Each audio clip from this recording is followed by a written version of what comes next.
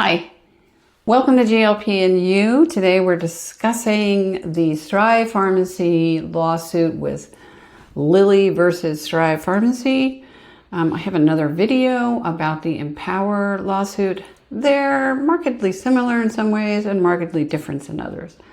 So we're going to do, not point by point, but some points that are pretty noteworthy.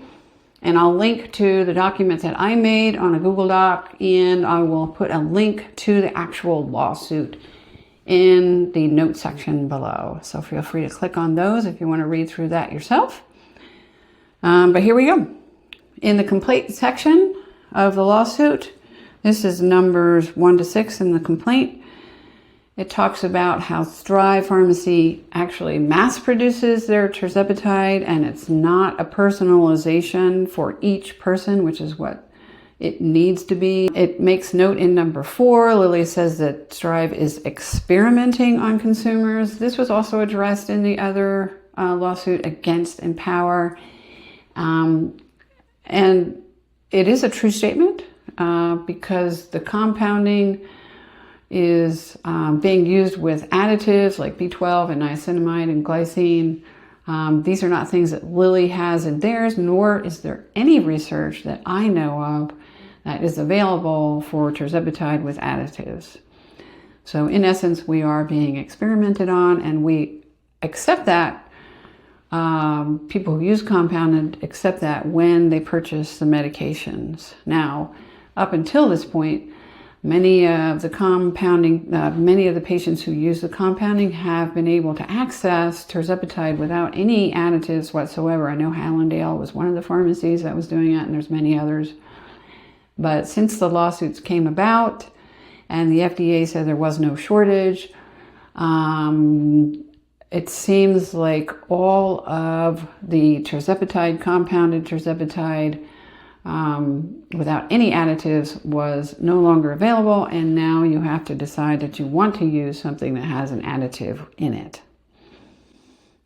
So it is true that these are untested and unproven, and if the pharmacies are making claims that these are safe and that trials have been done, they are falsely advertising their product. So Lilly says that Strive is not complying with regulations and that they have historically failed to observe sterility and sanitization standards. That's in number 5. And again, in number 6, they're saying that Strive's product is untested and unapproved, meaning by the FDA. So in the facts and allegations sections, Lilly talks about itself as having a reputable product because they have gone through all the 37, I think, clinical trials for this, and they claim, I think, about 16 dosages right now. In drug compounding, Lilly is asserting that compounding itself is not the problem. It is the compounding of this particular patented medication that is at issue. In the Strive's deceptive trade practices and false claims, this is number 38 on down to 100 something.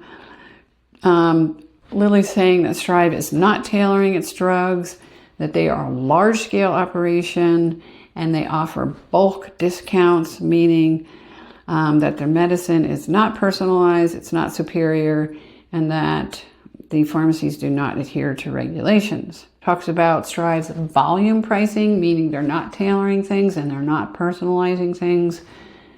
So if you get it at a volume, you're not really getting personalized medicine. That's in number 55. Down 58 to 61, Lilly is combing through social media. So they've got some things about Reddit posts and Facebook posts that people discuss the fact that they're not getting personalized medicine. They don't actually say that in the wording, but Lilly kind of combs through and makes the case for that. Lilly's taking aims at Strive's claims of superiority, which our medications are safer and better for you, is what Strive is claiming. In 76 to 81, Lilly's talking about unsanitary practices. as recently as 2023, from 82 to 89. Lilly saying that Strive is luring customers away. This is the same thing that they mentioned in Empower's lawsuit. Yeah, they are luring customers away simply because consumers who buy the compounded medication can't get it for a reasonable price from Lilly, and so they're going to go elsewhere. In 90 and 91, Lilly saying they're going to continue to suffer monetary damages because of these compounding pharmacies. Absolutely, they will. They're saying that Strive is liable to Lilly for damages, as yet unknown what those damages would be. Lilly's saying that they're going to get their attorney's fees costs covered and other damages that the court deems appropriate. And then in the prayer for relief section, at the very end of the lawsuit, numbers 1 to 10, Lilly's asking Strive, the courts, to make Strive cease and desist to their compounding altogether of tirzepatide, not compounding, but tirzepatide, and to stop making false claims and stop marketing in relationship to tirzepatide. And then the money part in 5 to 10, pay. Lilly's asking Strive to account for and pay Lilly any and all profits arising from the foregoing acts of deceptive advertising and business practices.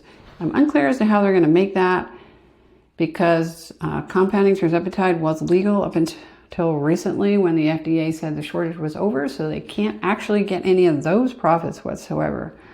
So I would really have no way of knowing how they would figure something like that out.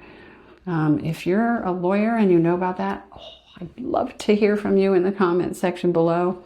We are also on Facebook at GLP and You. You can get a great conversation going there. Either place, feel free to chime in anytime. And they're asking for an unknown amount of compensatory damages. And if you know anything about those, that could be millions. So that is caused by false and misleading advertising and business practices. Oh, and any other appropriate relief, which, again, we don't know what that would be. So again, I'll post my shortened Google Doc of what I think the lawsuit, the prominent points in it. You'll have access to a copy of that, and I'll link the lawsuit below. We have other videos about side effects, smashes, and how to stop the stall coming up in GLP and You. Like and subscribe. I'd really appreciate that. It helps the channel a lot. Looking forward to seeing you later. Bye-bye.